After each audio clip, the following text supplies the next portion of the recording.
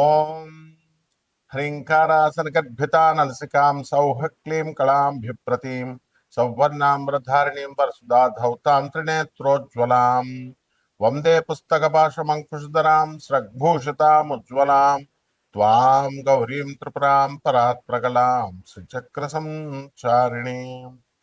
ఓం క్లీం క్లీం కామాఖ్యా క్లీం క్లీం నమః. మనకి కామాఖ్యాదేవి గురించి అంబుబాచి అనేటటువంటి ఉత్సవం మనకు సంవత్సరానికి ఒక్కసారి జరుగుతుందని తెలుసు. అయితే అది ఎప్పుడు జరుగుతుంది అని అంటే మనకి ఆషాఢ మాసం శుక్లపక్షం సప్తమి నుంచి ఏకాదశి తిథుల్లో జరుగుతుంటుంది. అయితే అమ్మవారు ప్రతి నెల కూడా రజస్వలవుతుంది, మనకి బహిష్ట అవుతుంది. అయితే సంవత్సరానికి ఒక్కసారి మాత్రమే మనం ఆ టెంపుల్ అథారిటీస్ వాళ్ళు ఫంక్షన్ చేస్తారు. అది ఎప్పుడు అంటే ఈ యొక్క ఆషాఢ శుద్ధ సప్తమి నుంచి ఏకాదశి తిథి వరకు. అది ఎప్పుడు పడింది మనకి? జూన్ 22వ తేదీ నుంచి జూన్ 26 వరకు ఫంక్షన్ జరుగుతుంది, ఫెస్టివల్. అంటే అప్పుడేనా అండి అంటే సంవత్సరం అంతా కూడా జరుగుతుంది. ఇప్పుడు పుష్కరాలు ఉన్నాయి, మనం పుష్కరాలు సంవత్సరం అంతా కూడా ఇప్పుడు యమునా నది పుష్కరాలు జరుగుతున్నాయి. దేవగురు అయినటువంటి బృహస్పతి కమండలంలో ఉన్నటువంటి పుష్కరుడు యమునా నదిలో ప్రవేశించాడు. ఎక్కడ? కర్కాటక రాశి, గురుడు కర్కాటక రాశిలోకి వచ్చినప్పుడు. అప్పుడు సంవత్సరం అంతా కూడా పుష్కరాలే. కాకపోతే ఆ ఘాట్లు లోతుగా ఉంటాయి, మీకు నీళ్లు ఎక్కడ చేయాలో తెలియదు. కాబట్టి ప్రభుత్వం ఏం చేస్తుందంటే మొదటి 11 రోజుల్ని ఆది పుష్కరాలని, ఆఖరి 11 రోజుల్ని అంత్య పుష్కరాలని చెప్పేసి జరుపుతుంది. మిగతా రోజంతా స్నానం చేయొచ్చు. ఇంకా ప్రిసైజ్గా అనుభవజ్ఞులైనటువంటి మన గురువు గారు చాగంటి కోటేశ్వరరావు గారు వీళ్ళంతా కూడా మధ్యాహ్నం 12 గంటల నుంచి 1 గంట మధ్యలో వీళ్ళంతా కూడా ప్రతిరోజు కూడా పుష్కరుడు ఉంటాడు కాబట్టి స్నానం చేసుకోవచ్చని. అలాగే కాశీలో కూడా మణికర్ణిక ఘాట్లో ప్రతిరోజు కూడా, ఇంకా ఈ ఈ సంవత్సరం ఆ సంవత్సరం లేదు, ప్రతిరోజు కూడా 12 నుంచి మనకి కొన్ని గడియల పాటు 1 గంట వరకు మీరు స్నానం చేసుకోవచ్చు అని చెప్పారు. అయితే ఇక్కడ ఈ యొక్క అమ్మవారు మనకి శాస్త్ర ప్రమాణం ఉంది. అదేమిటంటే ప్రతి మాసం భవేద్దేవి యత్ర సాక్షాత్ రజస్వల.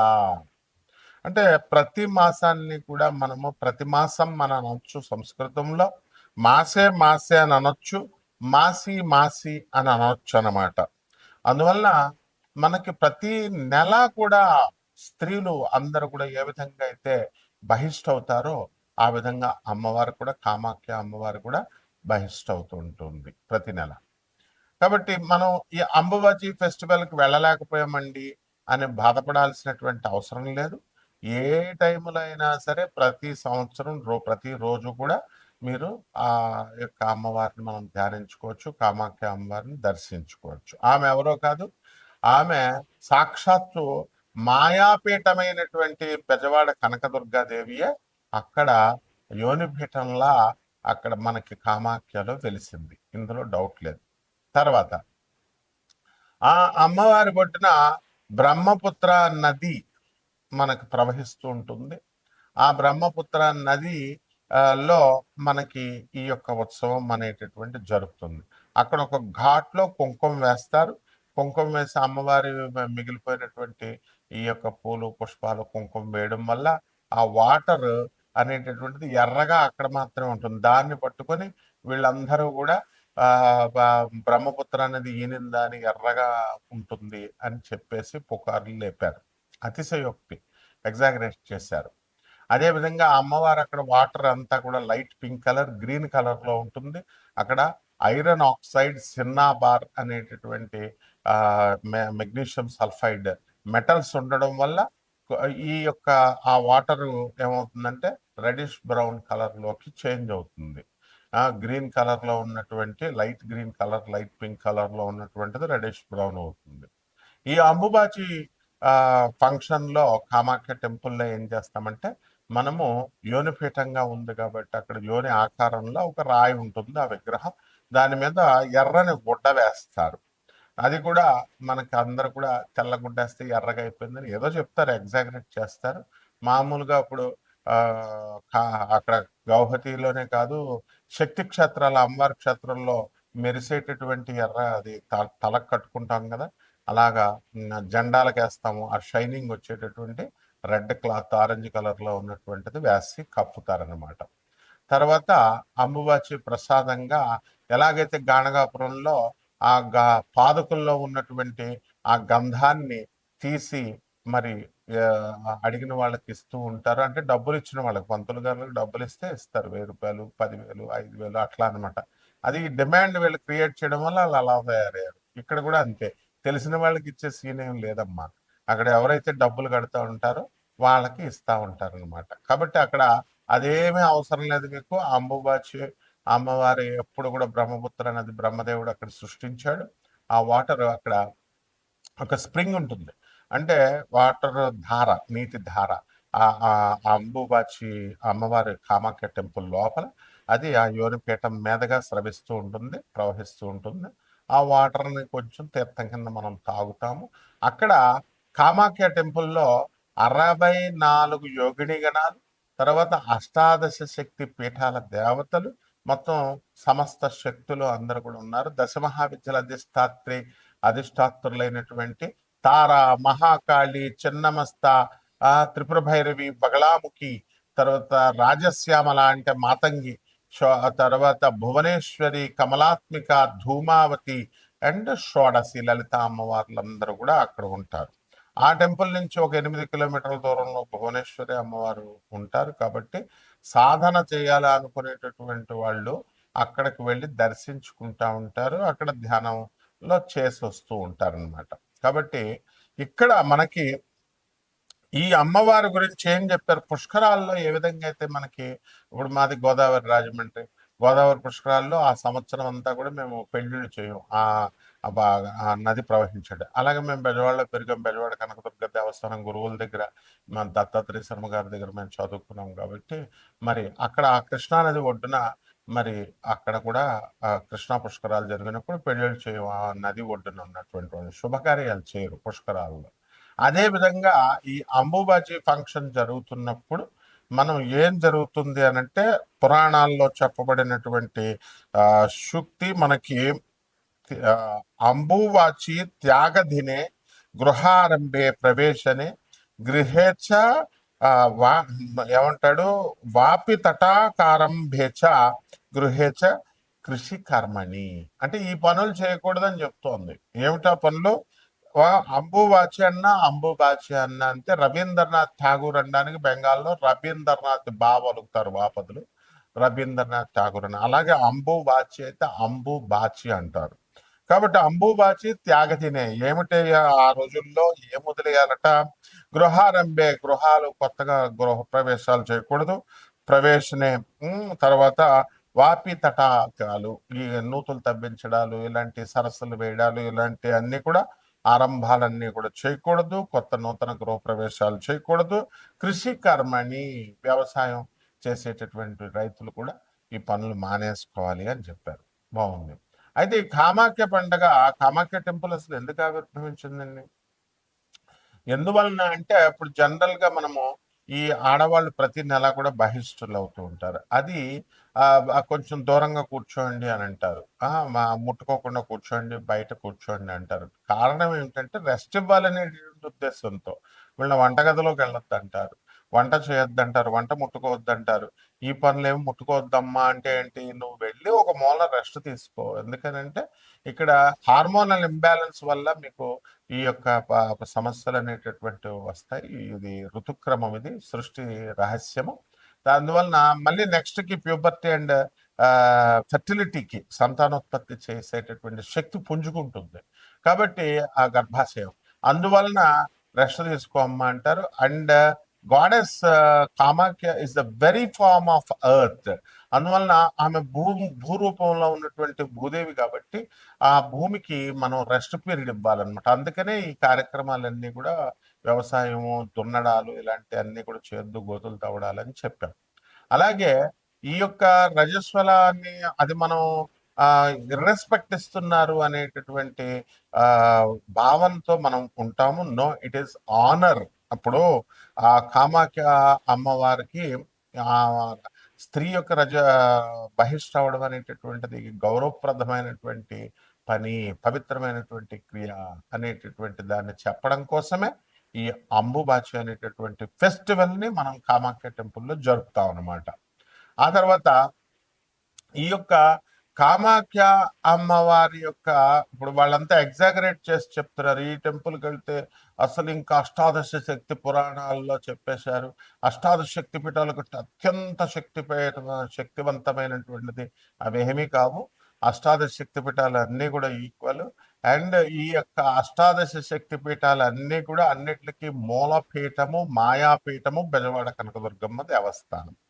కాబట్టి అందువల్లనే ఆమె నుంచి ఈ అష్టాదశ శక్తి పీఠాలైనా, ఈ కామాఖ్య అమ్మవార్లైనా, మొత్తం దశమహావిద్యలన్నీ కూడా ఆవిర్భవించారు. ఆమె ఆది పరాశక్తి.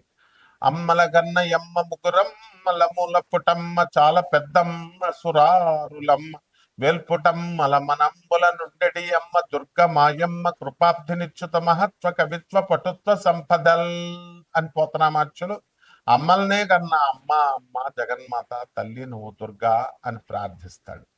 అదేవిధంగా ఈ యొక్క ఆ మనకి బెజవాడ ఇంద్రకీలాద్రి పర్వతం మీద వెలిసింది కృతయుగం అన్నట్టు. అప్పుడు ఆ అర్జునుడు మనకి అక్కడి నుంచి పాశుపతాస్త్రాన్ని తెచ్చుకున్నాడు ఆ కొండ మీద. కాబట్టి ఆ బెజవాడ కనకదుర్గమ్మ దేవస్థానం ఎలాంటిదో, ఈ శ్రీశైలం అమ్మవారు భ్రమరాంబ ఎలాగో, కాళహస్తి జ్ఞానప్రసూనామ్మకి ఎలాగో, అష్టాదశ శక్తిపీఠాల దేవతలు ఎలాగో, ఈ ఈ యొక్క కామాఖ్య అమ్మవారు కూడా అంతే శక్తివంతమైనటువంటిది. ఆమె అక్కడ వెలిసింది కాబట్టి ఈ పీఠం ఎక్కువ, ఆ పీఠం తక్కువ అనేది మనం చెప్పుకోకూడదు. అట్లాగా డిస్క్రిమినేట్ చేయకూడదు. ఇది కూడా ఎగ్జాగరేషన్ అవుతుంది.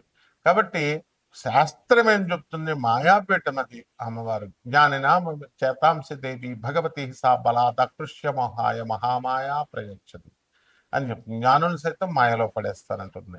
యా దేవి సర్వభూతేషు మాయారూపేణ సంస్థిత నమస్తస్యే నమస్తస్యే నమస్తస్యే నమో నమః అన్నాడు. మాయలో మాయ రూపంలో ఉన్నటువంటి ఆ శక్తి నుంచి సృష్టించబడింది ఈ అష్టాదశ శక్తి పీఠాలు. 51 శక్తి పీఠాల్లో ఒకటైనటువంటి కామాఖ్య కూడా. కాబట్టి ద్వాదశ రాశుల మీద ఈ కామాఖ్య అమ్మవారు ఉపాసన ఇంట్లో చేసుకోవడం ద్వారా అక్కడికే వెళ్ళలేదని బాధపడాల్సినటువంటి అవసరం లేదు. అక్కడికి టెంపుల్స్కి అసలు వెళ్ళాల్సినటువంటి అవసరం లేదు. అందరూ కూడా ఏంటంటే ఎంకరేజ్ చేసేస్తున్నారు, టెంపుల్స్కి వెళ్ళండి, టెంపుల్స్కి వెళ్ళండి. అప్పుడు ఆ మధ్య అరుణాచలాన్ని ఎంకరేజ్ చేశారు, అంతకుముందు షిరిడీని ఎంకరేజ్ చేశారు, ఆ తర్వాత కాశీ మించింది లేదన్నారు. అంటే సంవత్సరానికి ఒక టెంపుల్ ఫేమస్ అవుతూ ఉంటుందా? వీళ్ళ పర్పజల్ చెప్పేటటువంటి వాళ్ళు పర్పజల్ సర్వ్ అయినప్పుడు వ్యూస్ మీరు బాగా చూస్తూ ఉంటారు కాబట్టి వేరే దేవస్థానం గురించి చెప్తూ ఉంటారు. కాబట్టి దేవాలయాలకు వెళ్ళాల్సినటువంటి అవసరం లేదు. ఆ విగ్రహం అనేటటువంటిది ప్రతిబింబం అన్నమాట. ఆ దేవతకి ప్రతిబింబం ఇంట్లో చేసుకోండి. ద్వాదశ శక్తి పీఠాలన్నింటికి కూడా ద్వాదశ రాశులు వారు ఏ విధంగా ప్రభావితం చేస్తాయి అష్టాదశ శక్తి పీఠాలు, ఈ కామాఖ్య టెంపుల్ అనేటటువంటిది మనం ఒక్కొక్క రాశి వారీగా చెప్పుకున్నాం. కర్కాటక రాశి. ఈ కర్కాటక రాశి వారికి అందరికీ కూడా మనకి జన్మంలో ఉన్నటువంటి గురుగ్రహము, అలాగే జూలై 16 నుంచి రవి కూడా జన్మంలోకి వస్తున్నాడు. కాబట్టి మీకు కొన్ని ఆశయాలు అనేటటువంటివి మీకు ఏర్పడడం జరుగుతుంది. అంతకాలం నుంచి మేము ఒక లక్ష్యంతో మేము వర్క్ చేయాలి, ఇది సాధించాలి అని మీరు కష్టపడుతున్నటువంటి వాళ్ళందరికీ కూడా ఒక రకంగా మీకు లక్ష్య సాధనకు దగ్గరగా వెళ్ళడం, లక్ష్య ఛేదనకు దగ్గరగా వెళ్ళడం అనేటటువంటిది జరుగుతూ ఉంటుంది. అలాగే ఈ యొక్క కర్కాటక రాశి వారికి అందరికీ కూడా ధనంలో సంపాదన విషయంలో కొంచెం టెన్షన్గా ఉంటుంది. శుక్రుడు మరి మనకి జూలై 4 నుంచి 2026 సంవత్సరంలో సింహరాశి ప్రవేశం చేస్తున్నాడు. కాబట్టి స్త్రీ మూలకమైనటువంటి ధనం మీకు రావడానికి అవకాశాలు ఉంటాయి. అలాగే లేడీ బాస్లు, లేడీ కొలీగ్స్ వల్ల మీకు లాభాలు, తర్వాత కొత్తగా ఉద్యోగాలు ఇవన్నీ కూడా రావడం జరుగుతాయి. మీకు ఎవరైతే రిసెషన్ పీరియడ్ నడుస్తుందో అటువంటి వాళ్ళందరికీ కూడా మీకు జాబ్స్ లే ఆఫ్ అయిపోయినటువంటి వాళ్ళకందరికీ కూడా ఉద్యోగాలు రావడానికి అవకాశాలు ఉన్నాయి.